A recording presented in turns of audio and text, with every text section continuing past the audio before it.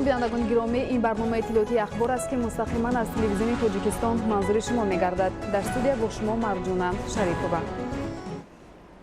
صبح امروز سفر کاری اساسگذار صلح و وحدت ملی پیشوای ملت پرزیدنت جمهوری تاجیکستان محترم امامعلی رحمان به شهر و ناحیه‌های ولایت سوغد آغاز یافت. انتظار می‌رود که در دایره این سفر پرزیدنت جمهوری تاجیکستان محترم امامعلی رحمان با وضع زندگی مردم، جریان کارهای آبادانی و سازندگی شناس شده در مراسم افتتاح یک قطار انشاءات تعینات گوناگون اشتراک نموده از فعالیت خواجگی‌های دهقانی بازدید نمایند. نخست پیشوای ملت محترم امامعلی رحمان در ناحیه عینی مکتب اینترنت نو زمانوی که در نزد مؤسسه تحصیلات میانه عمومی رقم 22 بنیاد گردیده است مورد بهره برداری قرار دادند. گزارش عبدالوهاب عبدالستار. 28 ایول اساسگذار صلح و وحدت ملی پیشوای ملت پرزیدنت جمهوری تاجیکستان محترم امامعلی رحمان با مقصد شناسایی از وضع زندگی مردم، جریان کارهای آبادانی و سازندگی، افتتاح یک قطار انشاءات تعیینات گوناگون، بازدید از فعالیت خواجگی‌های دهقانی و صحبت و ملاقات با ساکنان به ولایت سوغد تشریف آوردند. سفر کاری پرزیدنت جمهوری تاجیکستان محترم امامعلی رحمان از ناحیه عینی آغاز گردید. در دهات انزاب ناحیه عینی پیشوای ملت محترم امامعلی رحمان را رهبریت ولایت سوغد، مقامات اجرایی محلی، حاکمیت دولتی و مردم شکرگزار و وحدتسرای ناحیه استقبال گرفتند. السلام ای پیشوای رهکشا سوی ظفر، مرحبا بر سرزمین سبز پوش و گلبسر، از فروغ مهرتان دلها منور می شود، راهی فردا نیز می گردد درخشان بیشتر. پیشوای ملتی محبوب ما خوش آمده، با شکوه و نصرت و فیض و ضیا خوش آمده، خوش آمده به سوغد باستان، قدمهایتان خجسته باد پیشوای معظم ملت. نخست در دهه انزاب ناحیه عینی با اشتراک پرزیدنت جمهوری تاجیکستان محترم امامعلی رحمان مکتب اینترنت نو زمانوی که در نزد مؤسسه تحصیلات میانه عمومی رقم 22 با فراهم آوردن تمام شرایط ضروری تعلیم و تربیه، خوابگاه و دیگر امارت‌های یاری رسان بنیاد گردیده است مورد بهره برداری قرار داده شد. این مؤسسه تعلیمی که از لحاظ معماری و ساختمانی و امکانات و شرایط معاصر تعلیم و تربیه در ناحیه نظیر ندارد، در دایره دستور سپارش‌های به واسطه سرور دولت محترم امامعلی رحمان بنیاد کرده شده است و در آن اساساً اهالی سنی مکتبی دهات انزاب و وادی یغناب به تعلیم و تربیه فرا گرفته می‌شوند. کارهای ساختمانی در خوابگاه مکتب اینترنت ماه آگوست سال 2018 آغاز گردیده از 4 آشیانه عبارت است و دارای آشخانه بر هوا، کتابخانه با فراگیری شماره زیادی ادبیات درسی و بدیعی، جای بازی شاهمات، صنفخانه‌های کامپیوتری، هنرآموزی دخترانه و پسرانه، حجره‌های بر هوای خواب، درس تیارکنی، نقطه طبی، جای درزمالکنی، تالار بر هوای ورزشی و دیگر انشاءات یاری رسان می باشد. خوابگاه مکتب اینترنت نزد مؤسسه تحصیلات میانه عمومی رقم 22 در مجموع برای 110 نفر پیش بینی گردیده است. 2 صنفخانه هنرآموزی که با دستگاه و تجهیزات معاصر مجهز کرده شده است برای صاحب کسب گردیدن دختران و پسران دهات انزاب و وادی یغناب می توانند نقش کلان داشته باشد. در این صنفخانه ها دختران هنر دوزندگی و پسران دوریدگری و آهنگری را می آموزند. سرور دولت محترم امامعلی رحمان اثنای شناسایی از تربیت گیرندگان این مؤسسه تعلیمی دعوت به عمل آوردند که در زمان پیشرفت کلی در جهان از جمله رشد بی‌سابقه علم و تکنیک پیوسته پای آموزش باشند و در آینده همچون کادرهای بلند اختصاص در آبادی و ترقیات تاجیکستان صاحب استقلال سهم ارزنده خود را گذارند. با تاکید پیشوای ملت هدف حکومت جمهوری تاجیکستان هم از بنیاد مؤسسه‌های معاصر تعلیمی در تمام شهر و ناحیه‌ها این به تعلیم و تربیت درست و جوابگو به استانداردهای بین المللی فرا گرفتن نورسان و جوانان می باشد. با توجه به این افتتاح مکتب اینترنت نو که در عرفه تجلیل 30مین سالگرد استقلال دولتی راست آمد برای خوانندگان تحفه ارزشمند ارزیابی گردید و از آموزگاران و مربیه‌ها دعوت کرده شد که با استفاده از شرایط خوبی در این مؤسسه مهیا گردیده به سطح و صفت تعلیم و تربیه نسل نورس توجهی بیشتر ظاهر نمایند. همه صنفخانه‌های مکتب اینترنت با پیشرفته‌ترین تکنولوژیا و واسطه‌های علم آموزی معاصر به مانند تخته‌های الکترونی و کامپیوترها مجهز گردیده است. سال 2011 پیشوای معظم ملت سپارش داده بودند که در دهه انزاب ناحیه عینی مکتب اینترنت برای خوانندگان وادی یغناب ساخته شود. خوشبختانه مکتب اینترنت در دهه انزاب ساخته و به استفاده داده شد. ما آموزگاران، خوانندگان و اهل دهه منتداری خویش را به پیشوای معظم ملت میرسانیم. این خوابگاه مکتب اینترنت محض برای خوانندگان وادی یغناب ساخته شده است، چون آنها از تحصیل در زمستان خیلی دور میمانند و امروز شرایط فراهم آمد که آنها در این خوابگاه زندگی کنند و در مکتب تحصیل دندانی رقم 22 تحصیل کنند. و با زبان شیرین یغنابی میگم که این نور ایلود شاد وان ایکی روغنی کلچشنی آزاد وان.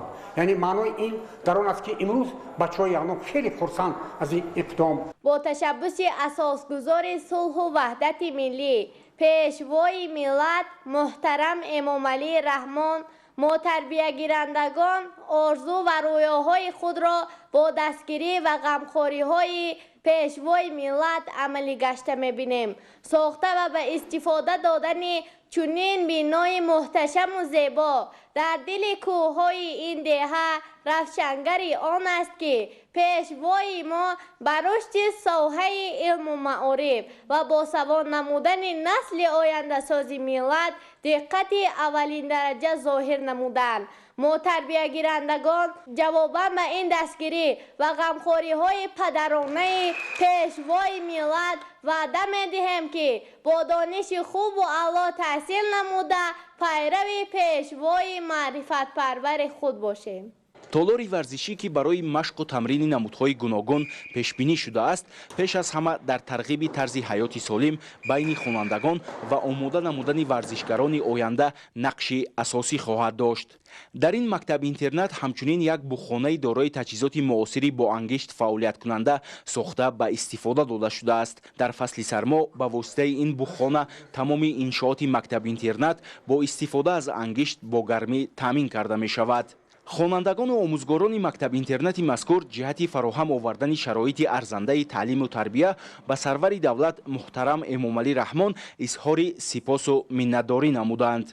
ضمن بازدید و به استفاده قرار دادن چنین بینای محتشم و زیبا که عبارت از خوابگاه، آشخانه، صنفخانه کامپیوتری، کارگاه دوریدگری و دوزندگی، کتابخانه با تالار خوانش، تالار ورزشی بسیار زمانوی، تعمیر و از نفسازی مؤسسه رقم 22 و تامین نمودن صنفخانه‌های آن با تجهیزات‌های تجربوی و دیگر عیانیت‌ها نشانه و گواه سخن‌های بالاست.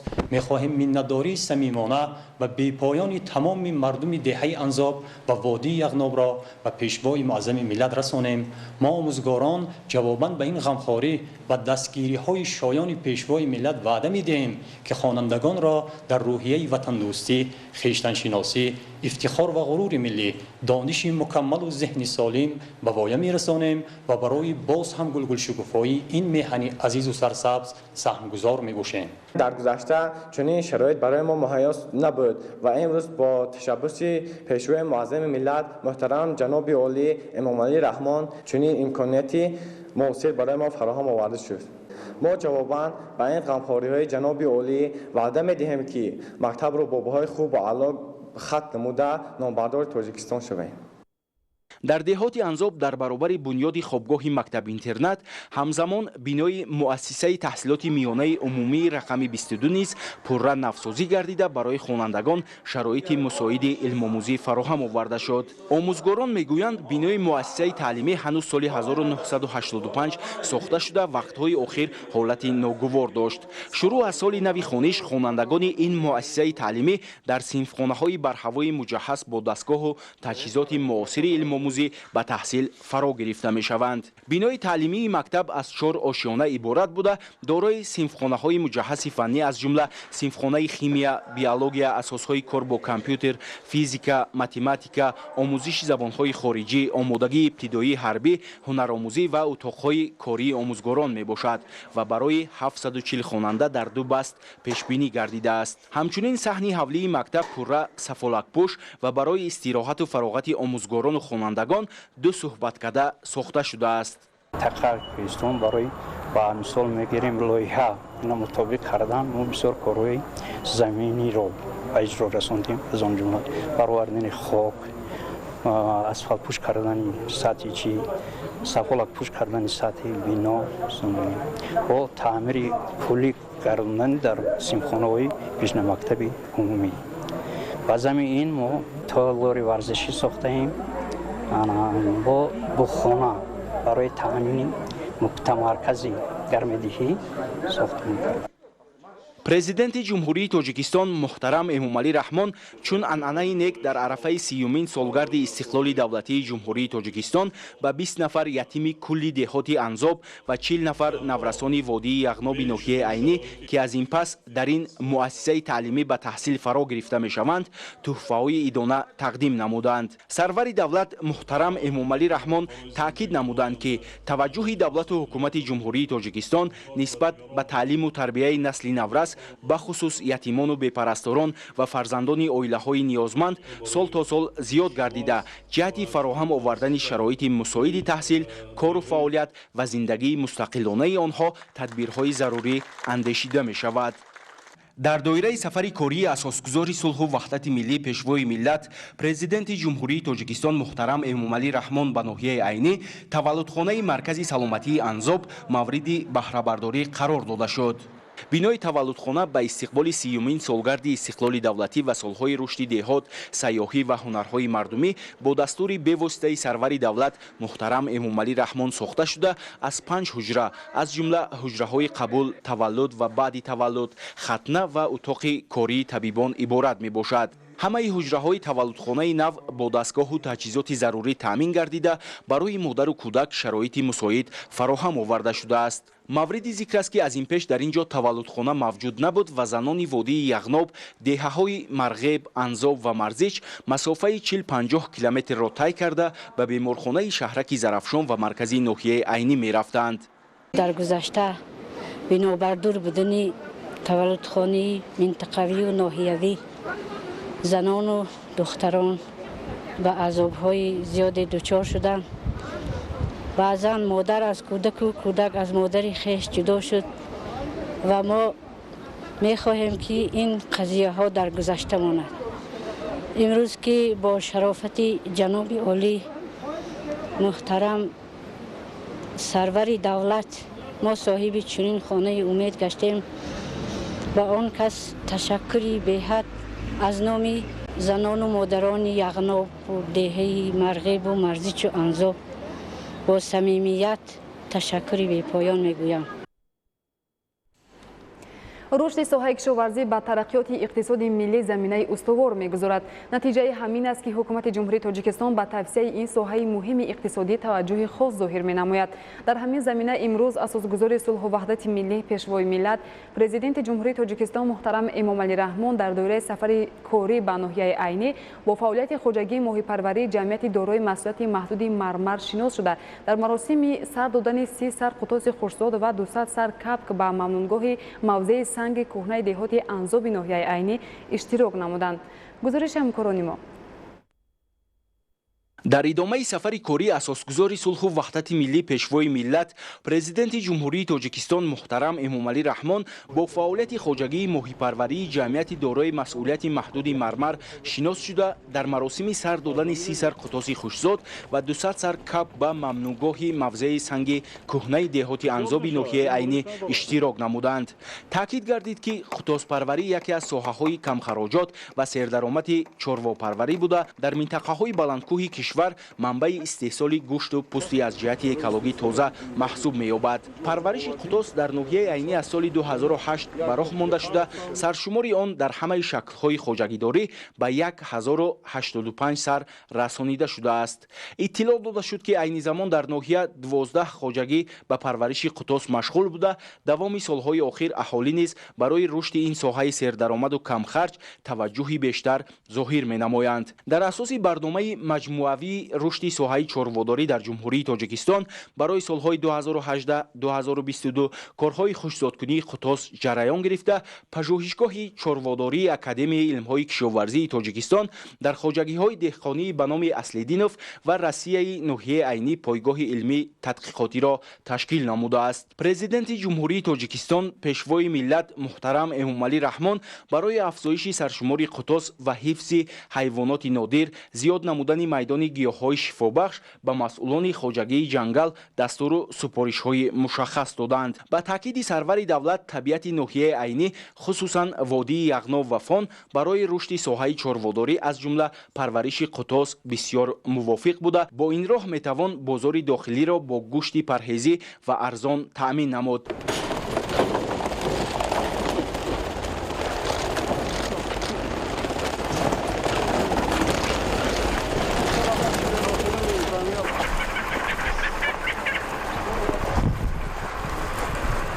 ضمن شناسایی با فعالیت خوجگیداران جمعیت دارای مسئولیت محدودی مرمر معلوم گردید که سال روان در موضع شب‌باده دهه انزاب از جانب صاحبکار وطنی مرتضی قاسموف 2 حوض ماهی پروری بنیاد کرده شده است.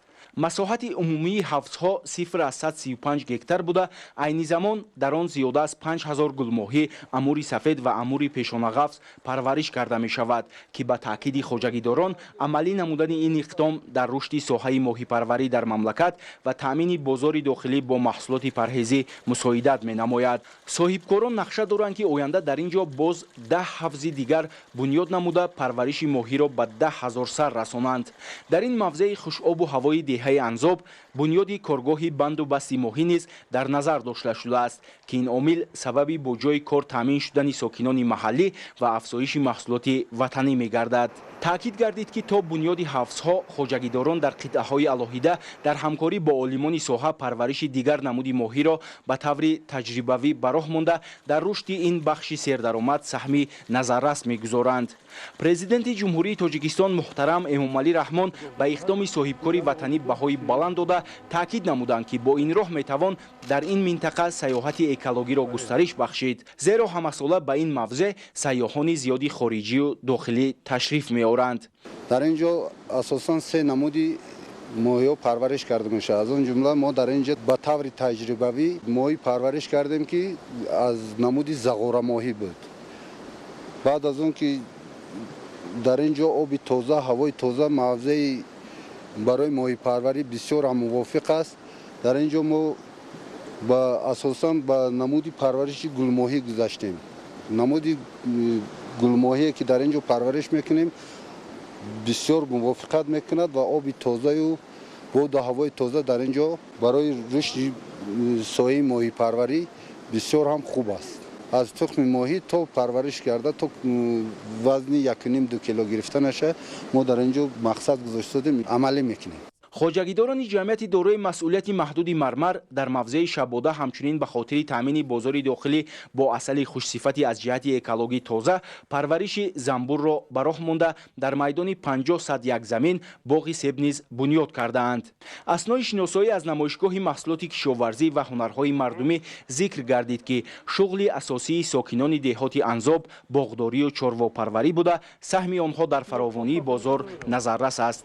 در اینجا محصولات گوناگون از قبیل شیر، جرغات، قایماق، روغن زرد، سری شیر، قروت، نانهای خرد و کلان و میوه‌های شهدبار به نمایش گذاشته شد که همه دسترنج ساکنان این دهات دوردست مملکت می باشد.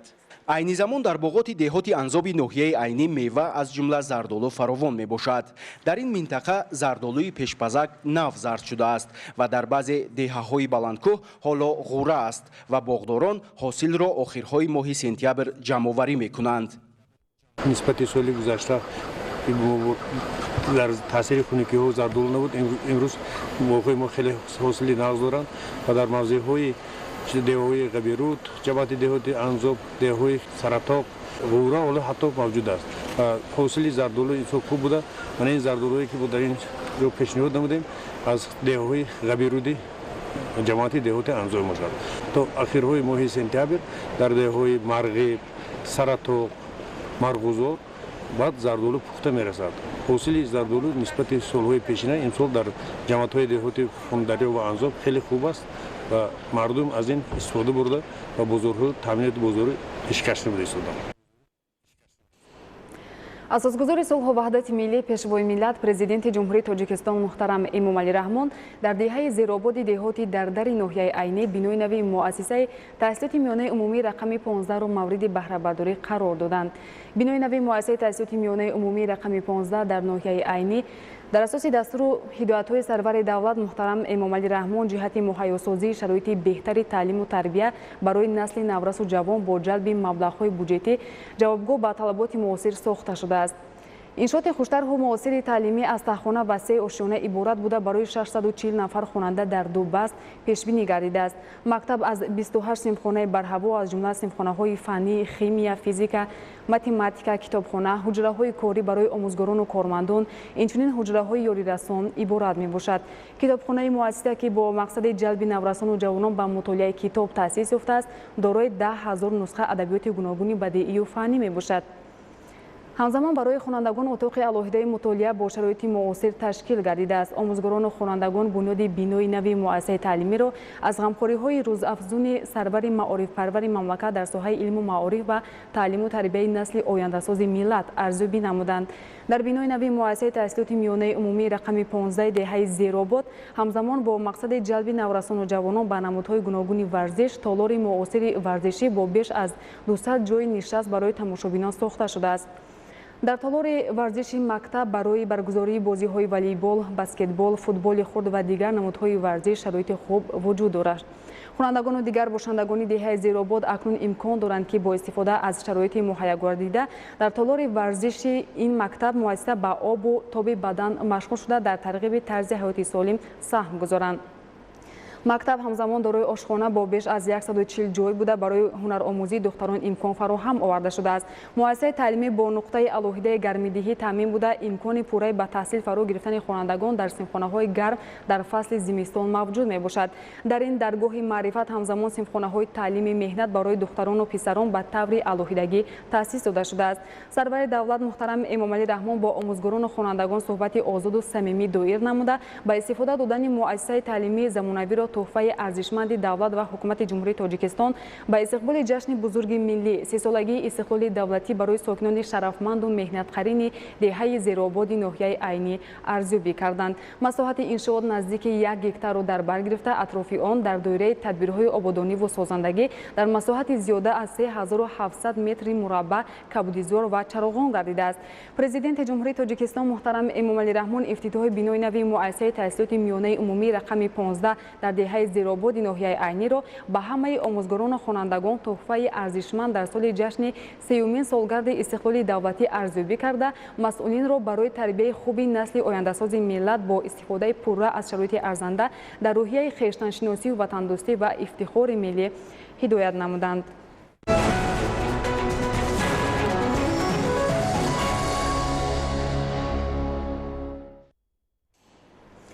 асосгузори сулҳу ваҳдати миллӣ пешвои миллат президенти ҷумҳурии тоҷикистон муҳтарам эмомалӣ раҳмон дар деҳаи хушекати деҳоти айнӣ ноҳияи айнӣ корхонаи парвандапарварии мурғи султонро мавриди баҳрабардорӣ қарор доданд. айни замон дар корхона 16250 сар мурғи олмонӣ парвариш карда мешавад. мувофиқи дурнамо дар як моҳ истеҳсоли 480 000 дона тухм ба нақша гирифта шудааст.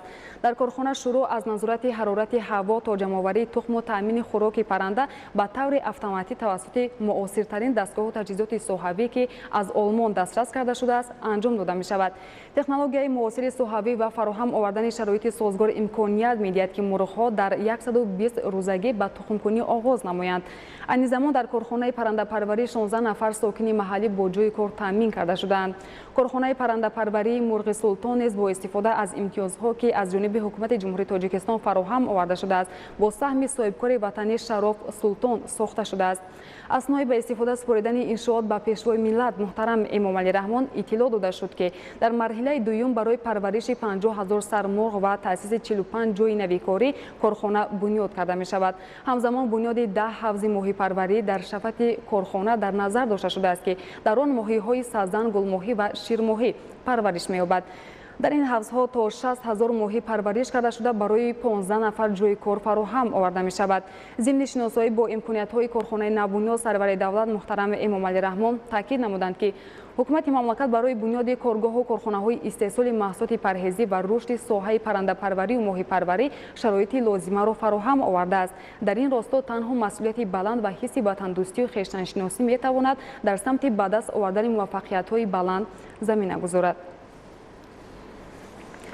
асосгузори сулҳу ваҳдати миллӣ пешвои миллат президенти ҷумҳурии тоҷикистон муҳтарам Эмомалӣ Раҳмон дар маркази ноҳияи айнӣ майдони парчам ва нишони давлатии ҷумҳурии тоҷикистонро ки дар доираи нақшачорабиниҳо ба хотири истиқболи сазовори ҷашни 30-солагии истиқлоли давлатӣ бунёд шудааст ба истифода доданд.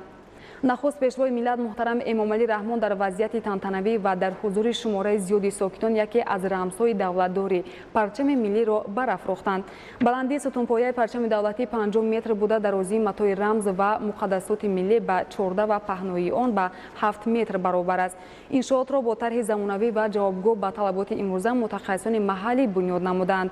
дар ду тарафи парчам фаввораҳои рангоранги диққатҷалбкунанда сохта шудааст. сипас президенти мамлакат муҳтарам Эмомалӣ Раҳмон дар майдони нишони давлатӣ аз болои лавҳаи рамзӣ парда бардошта бо нишонаи арҷу эҳтиром гузоштан ба муқаддасоти миллӣ дар пояи он гулчанбар гузоштанд.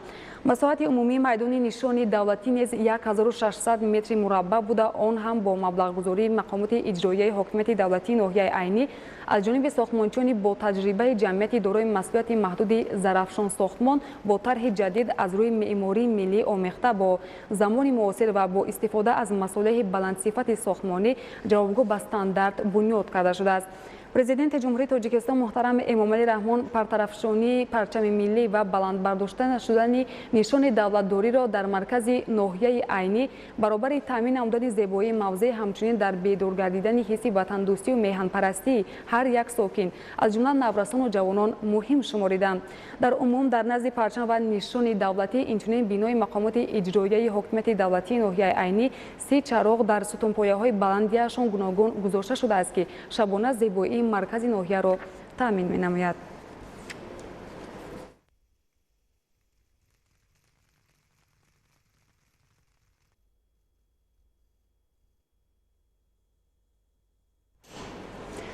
дар маркази ноҳияи айнӣ асосгузори сулҳу ваҳдати миллӣ пешвои миллат президенти ҷумҳурии тоҷикистон муҳтарам Эмомалӣ Раҳмон ҳамчунин коргоҳи дузандагӣ ва ҳунармандии кӯҳсорро мавриди баҳрабардорӣ қарор доданд.